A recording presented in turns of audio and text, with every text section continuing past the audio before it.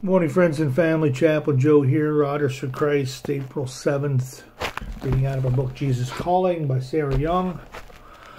I am the potter, you are my clay. I designed you before the foundation of the world. I arranged the events of each day to form you into this preconceived pattern. My everlasting love is at work in every event of your life. On some days, your will and mine will flow smoothly together. You tend to feel in control of your life when our wills are in harmony. On other days, you feel as if you are swimming upstream against the current of my purposes.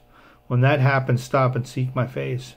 The opposition you may feel may be from me, or it may be from the evil one. Talk with me about what you're experiencing. Let my spirit guide you through treacherous waters. As you move through the turbulent stream with me, let circumstances mold you into the one I desire you to be. Say yes to your potter as you go through this day. Yet, O Lord, you are our Father, we are the clay, you are the potter. We are all the work of your hands. Psalm 64:8. Are you? Are you moldable? Are you bendable?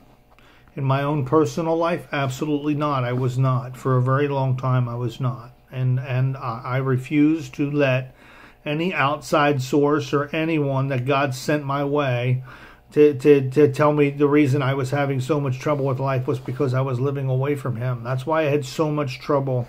He had a plan for me, He had a purpose for me, and as long as I was out of that plan and out of that purpose, the things I was choosing, the things I was doing weren't in His preconceived plan for my life, is what this says, a preconceived pattern.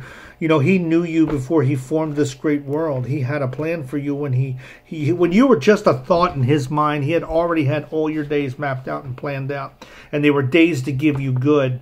They were days to give you a hope, to give you a future, to give you a purpose.